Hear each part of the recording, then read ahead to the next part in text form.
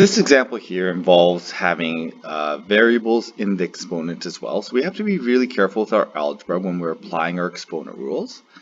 So the first thing I'm going to do is I'm going to make that negative power, that divide, and I'm just going to put it in the denominator so I know it's divide.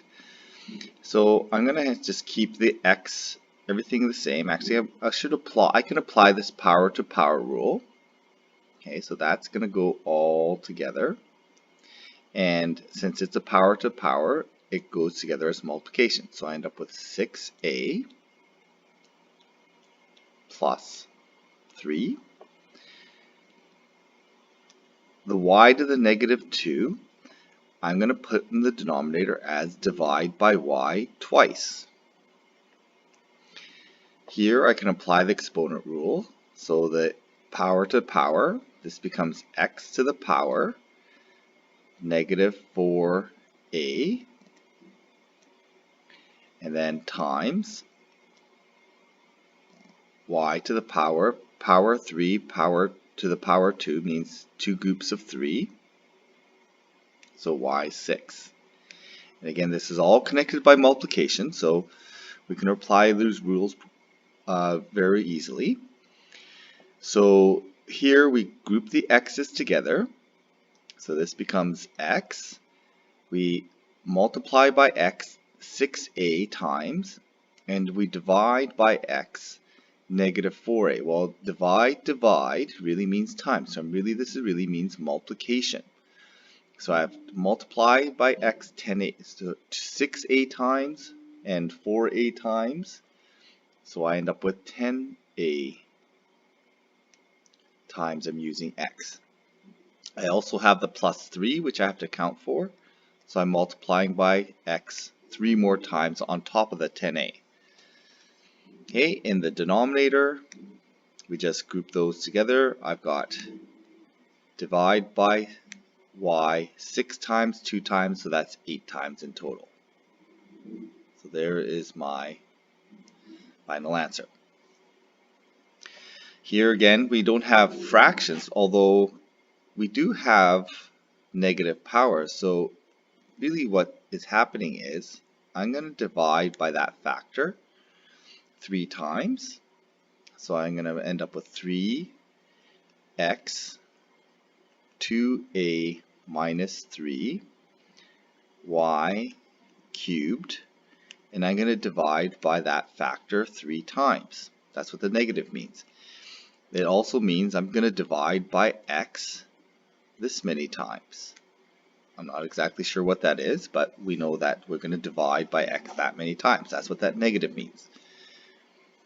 I'm going to apply the exponent into the brackets. So I end up with, and I can do that because there's no plus or minus in here, right? There's no plus.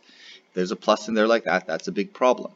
Okay, so because there isn't, we can apply our exponent, base 3 times. I can apply my exponent of 3 into that exponent, so I get 6a minus 9, and I get y to the power 9 times x to the power 3a. Okay, so if we want to use brackets here, that's not a bad idea as well. And I just realized here that I have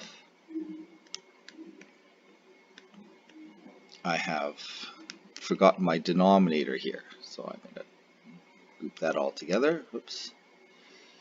Put that in a little group there. Slide it down.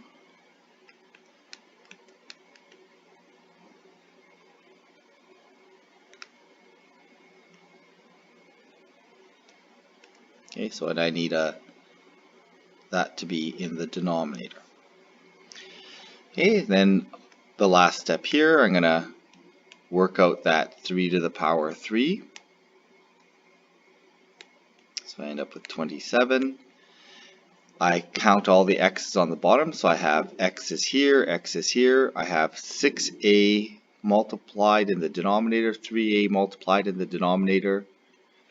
I'm going to group those together as 9a multiplied in the denominator, and then I have divide in the denominator 9 times.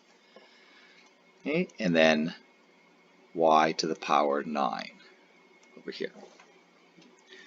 So there's our final answer. Again, this one here, lots of variables, lots of negatives, so we have to be really careful. This negative has nothing to do with any of the negative powers. In fact, that's the only negative factor involved here. So what I'm going to do with that negative, I'm just going to put it out to the front.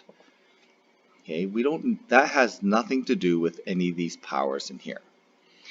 So I think what I'll do is I'll apply that negative power in first and use a slightly different strategy than we did before. That negative we could also put in the denominator, but I'm just going to apply the exponent rules here because we can. So it's going to be negative 12 minus 4c times y negative 8y. Y to the power negative 8. This, again, that negative I put on the outside, so I don't need to worry about it. So I'm going to square the 2, square the x cubed, square the y to the negative 6 to get negative 12, and then times y to the power c. Okay, so we need to group together our y's and group together our x's. So I'm just going to maybe do this in color here. So there's all my x's. Okay, so I'm going to start with my numbers. So negative 4 in the denominator. I'm going to maybe put the x's in the denominator here because it's just more, looks like there's more divides here. In fact, it's all divides here. So I'm going to divide 12 times, divide 6 times, so it's divide 18 times. This divide is going to show up as a plus in the denominator.